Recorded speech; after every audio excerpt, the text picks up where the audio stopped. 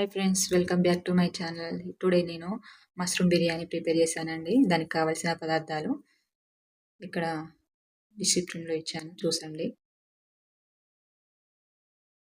ముందుగా మనం కుక్కర్ పెట్టి కుక్కర్లో తగినంత ఆయిల్, అంటే నేను 2 టేబుల్ స్పూన్ తీసుకున్నాను ఆయిల్తో పాటు నెయ్యి కూడా యాడ్ చేశానండి.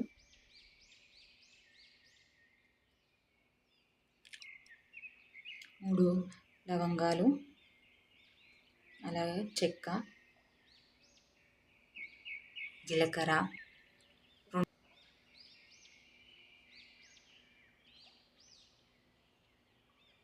జీడిపప్పు వేసుకోవాలండి. జీడిపప్పు మీ ఇష్టం, వేసుకుంటే వేసుకోవచ్చు, లేకుంటే లేదు, కానీ వేసుకుంటే బాగుంటుందని నేను వేసాను. అది కొంచెం వేగిన తర్వాత ఉల్లిపాయలు, ఒక 2 ఉల్లిపాయలు పొడుగ్గా కట్ చేసి వేసుకోవాలండి. ఉల్లిపాయలు మంచిగా వేగాలి. ఉల్లిపాయలు మంచిగా వేగిన తర్వాత కలుపుకోవాలండి, అలా అడుగంటకుండా.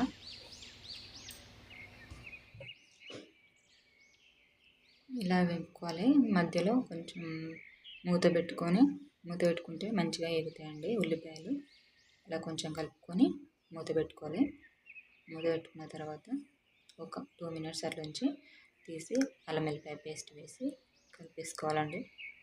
అల్లం వెల్లిపాయ పేస్ట్ ఫ్రెష్ అయితే బాగుంటుంది. పుదీనా, కొత్తిమీర 2 వేసానండి. వేసి మంచిగా కలుపుకోవాలి.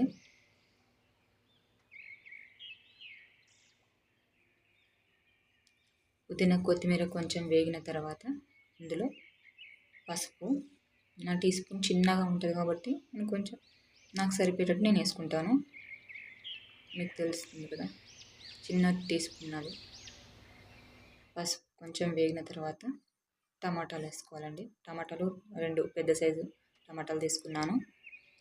టమాటాలు వేగిన తర్వాత, టమాటాలు మగ్గడానికి కొంచెం టైం పడుతుందండి. మూత పెట్టుకోవాలి. ఒక 2 మినిట్స్ 3 మినిట్స్ అలా ఉంచుకొని మళ్ళీ మూత తీసి చూస్తే టమాటాలు మంచిగా మగ్గుతాయండి.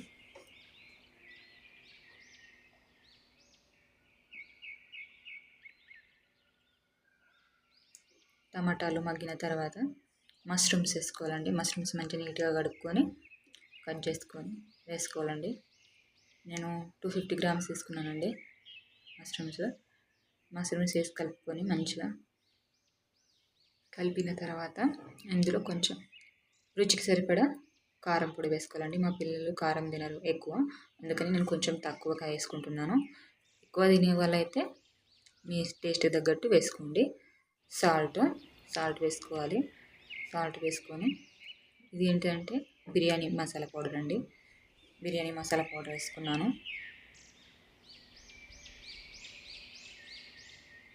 వేసుకొని కలుపుకొని మంచిగా కలుపుకోవాలండి. ఎందుకంటే అడుగంటుతుంది కదా, అడుగంటకుండా కలుపుకోవాలి. ఇప్పుడు ఏంటంటే పెరుగు తీసుకొని మంచిగా చిలికి పోసుకున్నానండి. తక్కువగా పోసుకోవచ్చు, కొంచెం పోసుకున్నా సరిపోతుంది. కాకపోతే నేను మా పిల్లలకి టేస్ట్ కొంచెం కారంగా తినరు కాబట్టి కొంచెం ఎక్కువ యాడ్ చేసుకున్నాను పెరుగు. ఇలా మూత పెట్టుకొని ఒక 5 మినిట్స్ అట్లా కొంచెం మీడియం ఫ్లేమ్లో పెట్టి మగ్గించుకోవాలి. ఇలా మగ్గిన తర్వాత రైస్ వేసుకోవాలండి. వాటర్ ఒక 2 అవర్స్ అట్లా నానబెట్టి వేసుకోవాలి. నేను నార్మల్ రైస్ తీసుకున్నాను, మా రైస్ బాగుంటుంది కాబట్టి. దీని ప్లేస్లో బాస్మతి రైస్ కూడా తీసుకోవచ్చు. రైస్ వేసుకొని మంచిగా కలుపుకోవాలి.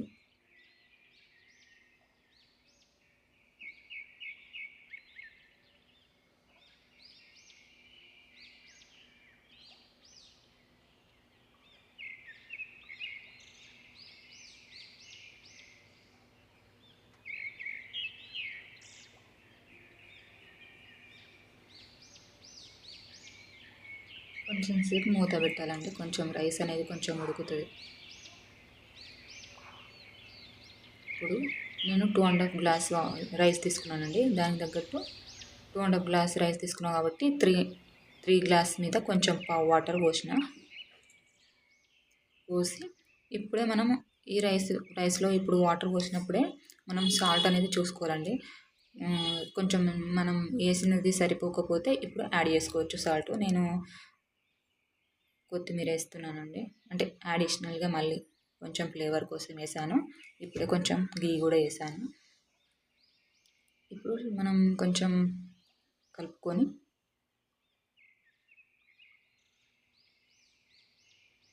సాల్ట్ సరిపోతే సాల్ట్ వేసుకోవాలండి. నాకు కొంచెం సాల్ట్ తక్కువ అనిపించింది, అందుకని కొంచెం యాడ్ చేశాను. కలుపుకొని మూత పెట్టేసుకోవాలి. మూత పెట్టేసుకొని హై ఫ్లేమ్ మీద ఒక 1 విజిల్ వచ్చేదాకా ఉంచానండి.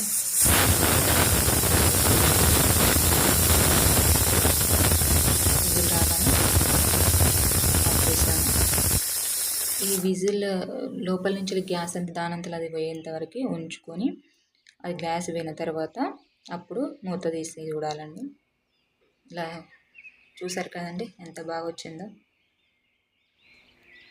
మంచిగా వస్తుందండి పొడి పొడిగా. ఇప్పుడు వేడి మీద ఉంది కాబట్టి కొంచెం దగ్గరగా అనిపిస్తుంది. కొంచెం గాలి కొంచెం చల్లారిన తర్వాత పొడి పొడిగా ఉంటుంది. ఎలా ఉందండి మష్రూమ్ బిర్యానీ? బాగుందా? మీకు నచ్చిందా? ట్రై చేయండి.